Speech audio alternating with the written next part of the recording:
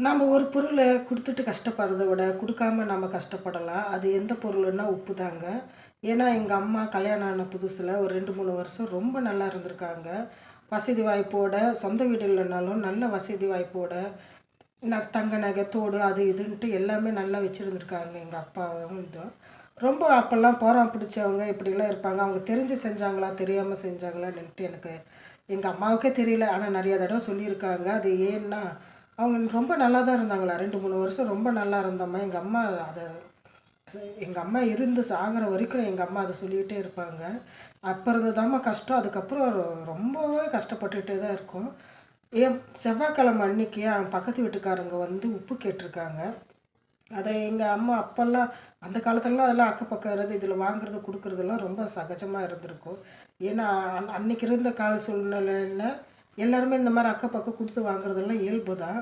ஆனா, அவங்க வேணுமென்னே பண்ண மாரி இருக்கு அப்படின்னு சொன்ன மாரி எங்க அம்மா அடிக்கடிக்கு சொல்லி அத வருத்தப்படுவாங்க. உப்பு கேட்டிருக்காங்க செவ்வாய்க்கிழம அதுவுமா.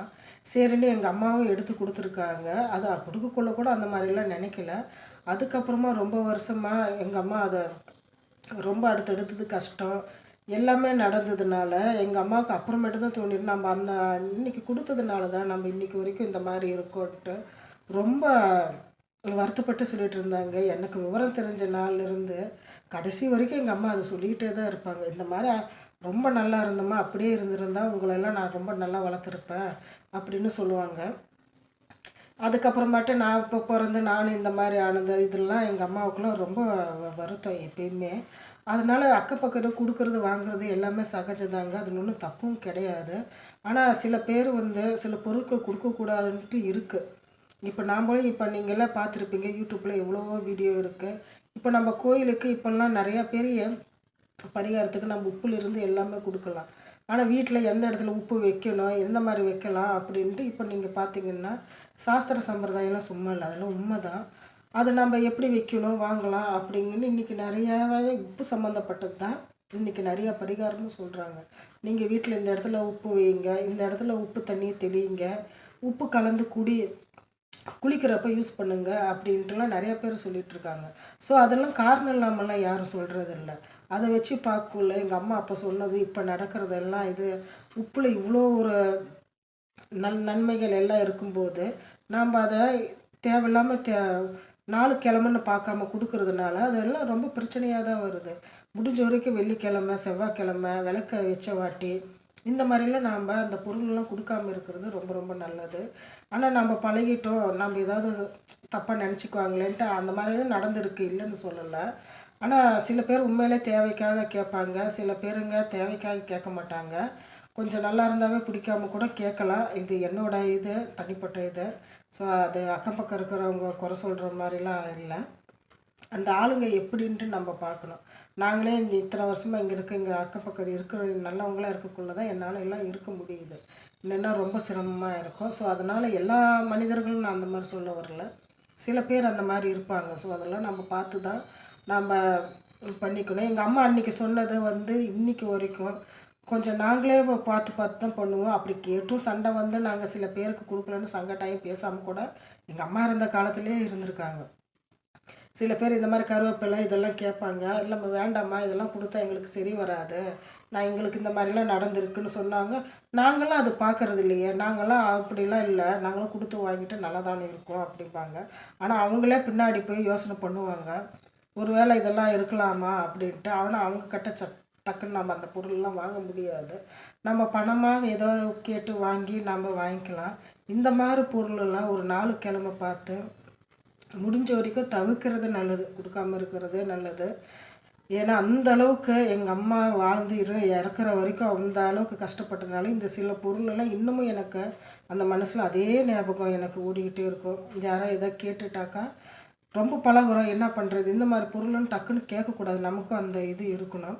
இப்போ நாம கூட அக்கம் பக்கத்துல இருக்கிறவங்ககிட்ட டக்குன்னு நம்ம இந்த மாரி பொருள் நாம எப்படி குடுக்க மாட்டேங்கிறோமோ, அதே மாரி நாமளும் கேட்காம இருக்கிறது நல்லது. சில பொருள அவங்களும் நல்லா இருக்கணும்னு நெனச்சு தான் நம்ப இதெல்லாம் பண்ணணும். நாம எப்படி குடுக்கலையோ, அதே மாரி நாமளும் கேட்கக்கூடாது. சில நாள் கிழமை பார்த்து தான் அது எதா இருந்தாலும் பண்ணணும். அந்த இதில நாங்க அப்ப இருந்து அந்த மாரி தான் இது பண்ணிட்டுருக்கோம். இதனால சில பேத்துக்கு சங்கட்டமாவும் இருந்திருக்கு. ஆனா, அத விட நாங்க குடுத்து கஷ்டப்பட்டது ரொம்ப அதிகமா இருக்கு. உப்புங்கிறது சாதாரண விஷயம் இல்லைங்க. அது நம்ம வீட்டு மகாலட்சுமி. நம்ப அத பார்த்து பத்திரமா எங்க குடுக்கணும், எங்க குடுக்கக்கூடாதுன்னு என்ன பொறுத்தவரைக்கும் பார்த்து குடுக்குறது தான் நல்லது. ஏன்னா, நாங்க அனுபவபூர்வமா அத உணர்ந்திருக்கோம். அதனால தான் நான் இத இவ்ளோ தெளிவா சொல்றேன்.